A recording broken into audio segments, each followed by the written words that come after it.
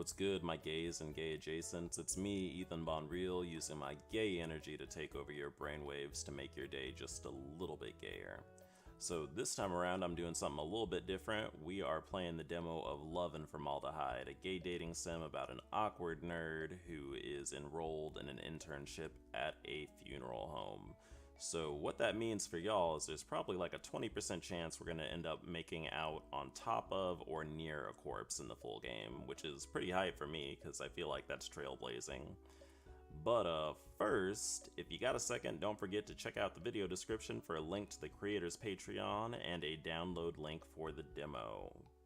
But we're going to go ahead and jump into this bad boy because I'm actually pretty hyped about this.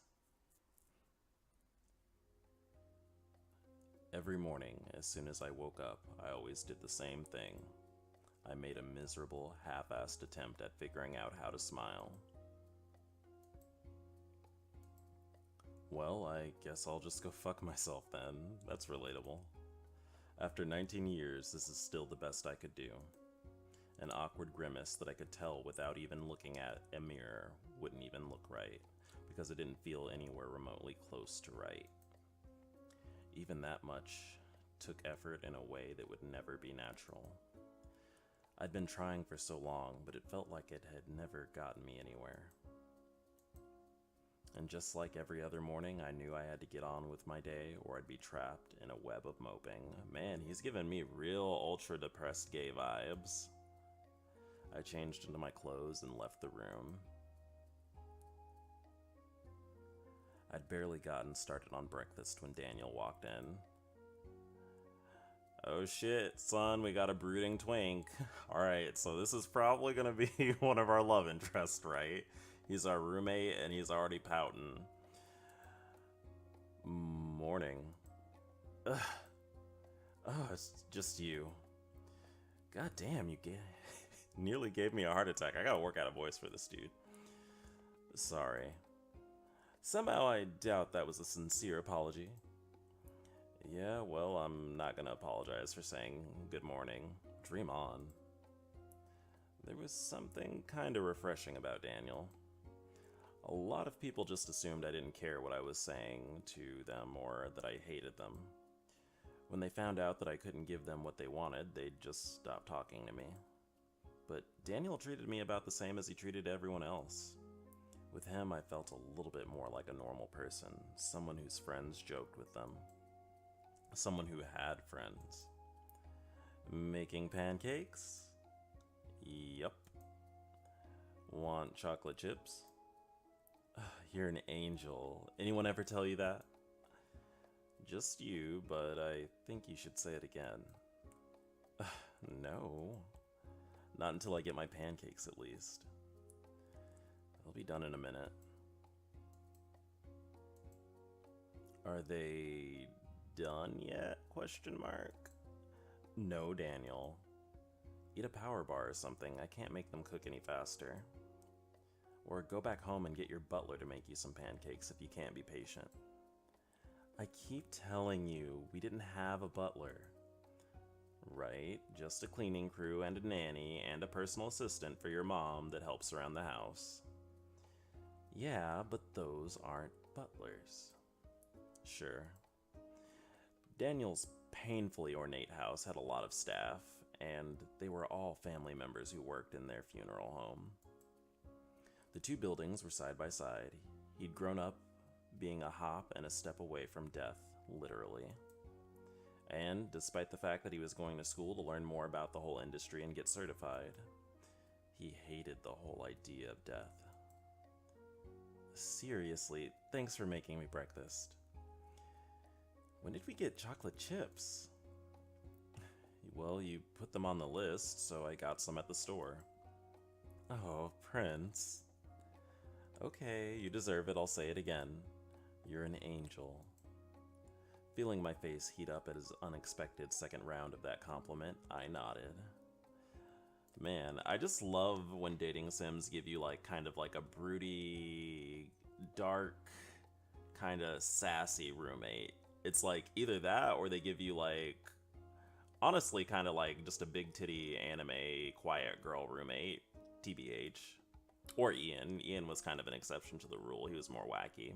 But anyway, and you should go get dressed while you're waiting for food, or we're gonna be late. Oh, good idea. The walk through campus was always nice. It wasn't all that big, even for a technical college. There were never any rallies or sports events, which suited me just fine. Listening to Daniel talk about nothing and everything without really chiming in and without outside distraction was truly perfect.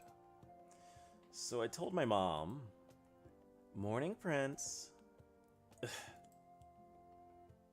Oh, oh my gosh, my woke love interest of color. It was Ed. The one person in class other than Daniel that I actually wanted to have a conversation with. And the first guy I'd ever had a crush on that I'd been able to talk to. More than once, at least. Hi. He is so cute. Oh my god. Oh, I gotta work on a voice for this person. Heading to Professor Kitty's class? Yeah. Realizing I'd lapse into single-word answers again, I hesitated. Then I said the first thing that came to mind. I'm excited about the internship. Oh, me too. I'm really hoping the places that wanted to work with us through Professor Kitty are good ones. I'm sure she has a lot of great contacts, though. Yeah. And her lectures are always so fascinating. I'd heard she's going to talk about the history of sky burial soon. I'm looking forward to that one. Me too. The tiny, eerily mom-like voice in my head pointed out that I was giving short answers again. Even when I tried not to be, something about being around Ed made me twice as tongue-tied as usual. So, did you come by yourself today? I like that he acts like he didn't fucking see Daniel right next to him. I'm already seeing like a rivalry in our midst. But when I looked up to point out Daniel, he disappeared. Question mark? I was on my way there, yeah. Daniel's still coming though. Oh shit, they don't like each other. I love this. I'm ready for the Twink war. So, do you want to walk the rest of the way with me? The journey wasn't far at all. Daniel and I had almost made it to the door when Ed had called out to me. But it was a good sign that he was offering, right? I do. I trailed after him the rest of the way. It wasn't any different than walking with Daniel. The two of them talked about whatever came to mind. And it was just as soothing to listen to. Seeing him pause in front of the entrance, I reached past him and pushed the heavy oak door open. Oh, thank you. It's a little heavy, so the way you smiled made the door seem light as air. Oh my gosh, you're so cute. You're such a gentleman. Thank you. I'll see you after class. As Ed headed to the front of the room with a wave, I saw Daniel waiting for me in the back. How'd it go? Good. He smiled at me today. I gotta see you after class, too. I don't need a full progress report on your every little detail, Prince. And I don't want one either. Sorry. Are you? No. No hesitation or anything. You're such a little shit. Yup. It's canon, son. You know what I'm like, right? I'm great, aren't I? You shouldn't be the one who gets to decide if you're great, Prince. In fact, I don't think you can be. I know, I was just saying it like a ventriloquist puppet for your innermost thoughts. So really, you're the one who thinks I'm great. Thanks. My inner Prince. Laughing in public still felt awkward, stilted, but Daniel rolled his eyes like he could clearly tell I was genuinely happy. Ugh, you're impossible sometimes. Can we go back to talking about Ed? Yes. I always meant to talk more about Ed. Oh, pardon me. I always want to talk more about Ed. Yeah, I kinda got that impression. There's something about that guy that's just so smug. Oh man. The fires of the Twink War are really starting to get fanned here. Once I saw someone put their raincoat right on a puddle in front of him, and he didn't even look at them. Honestly, true diva, I love it. I mentally filed the idea and the urge to buy a raincoat away for the next rainy day. I can't deal with it. How are you so into him? I think it's cute when he acts like that. He kind of reminds me of a princess. You're joking, right? Man, I thought love was blind, but maybe it's just dumb. She is really not a fan. Oh my gosh. And you do get the joke. And you do get the joke in you, of all people, calling him a... Alright, phones away, people. She actually showed. Shh. Daniel didn't like Kitty all that much. He didn't really like any of the professors at all, actually. Or the college campus, or the dorm, or seeing dead bodies, or the sound of the cremulator. Well, a lot of things, actually. Especially not internship assignments where he'd have to get his hands dirty again. So, I honestly don't understand, like, what kind of internship you would have at a morgue. Like, are you gonna be reaching, like, directly in there and getting a handful of organs, question mark? I was sort of excited to see what she was gonna give to us. Because again, like, I have this full expectation that we are gonna make out at least on top of or near a corpse. And you gotta quote me on this. I am really hoping it's gonna be in the full game. Let's get this over with so we can all enjoy the rest of our days off. You'll be working in groups of 3, going out to 6 different funeral homes in the area for the next few weeks. Don't worry, none of them are far. I've talked to the directors there, and they'll be ready to help you arrange transport if you don't have a car. You'll probably have to ride in a body delivery vehicle if you do that, though, but don't worry about paying for a taxi. And remember, this doesn't count towards your state-mandated apprenticeship requirement. You'll have to arrange that yourself, but this should give you a foot in the door if you want to make a good impression. So, listen up. Sasha, Mark, Susie, you 3 are going to... I listen carefully for my name, sure, but mostly for Ed and Daniel's. The prospect of actually dealing with strangers was extremely uncomfortable to me. Prince, Daniel. Daniel's sigh of relief was quiet but obvious. Looks like we lucked... Oh, shit, and Ed. Oh. All of the air left my lungs in one rough, startled breath. A chance to talk to Ed for 2 weeks. This could be it, my long-awaited ticket to spend time with him outside of class and get to know him better. But when I turned to Daniel, his face was unreadable. The 3 of you are on duty at Angel Sunset Funeral and Cremation Services. You'll be working with Nana Chapman. Unsure of what else to do, or if she even wanted a response, I nodded. Daniel stayed silent. Everyone, look for your dates and the addresses in your school email inbox tonight.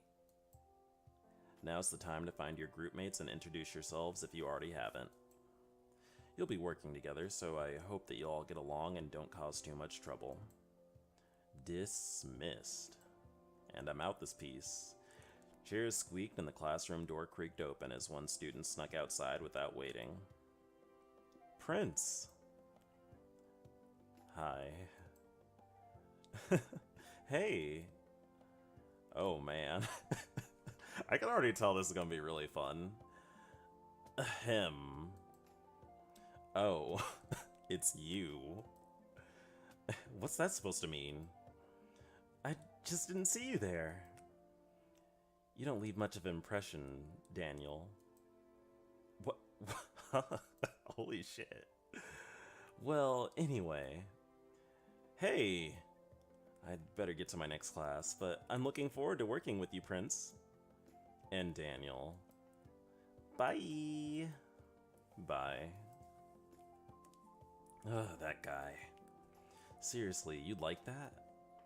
Why wouldn't I like that? Sometimes I worry about you, man. When we got home, I could tell Daniel was still sulking about Ed. He didn't even snap out of it by the time I put new clothes on and came back. ... There was an opportunity to distract him and break him out of his funk before he had to go to his next class. What would he want to hear? I mean, I do love a nice broody twink, but to be real, like, Ed is really like, he's my bay of color. I gotta pick him. I'm excited to work with Ed. It wasn't exactly a distraction. Oh, pardon me. I'm losing the the ladylikeness in my voice. It wasn't exactly a distraction, and Daniel didn't seem to like hearing it, but it was true. Oh, yeah. I bet it'll be interesting. Anyway, I'm going to class later. Maybe I should have said something else. There wasn't really much for me to do in the apartment by myself except browse the internet. My other Monday class had been canceled, and I wasn't about to go out to any campus's events. Feeling awkward hanging out in the common room by myself, I shuffled back into my bedroom. I spent the afternoon browsing the internet and watching people play video games. I'd almost forgotten to do my own injection until well into the afternoon. Oh. Right. Where is that? One awkward injection later. There we go. It's a lot better when Daniel does it. You'd think I'd have learned how to do something as easy as a single tee shot by now. So, ooh, shit, I'm waving my hands, you can't see it, but it's pretty hype. So, that is the big reveal. Our main player character in this dating sim is trans, which is woke, honestly. I don't think I've played a dating sim with a trans male character before, or a trans man as the main character. So, I'm pretty hyped about it. But we're probably going to wrap up the video here pretty soon. We have probably like another 13 minutes of gameplay after this. I'm gonna go ahead and round this off though. Y'all already know I'm excited for the glorious Twink War of Destiny, so if you want to experience it for yourself, go ahead and check out the video description as a reminder. And in the meantime and between time, I'm Ethan Bonreal, and I'm Ethan Bon out this piece.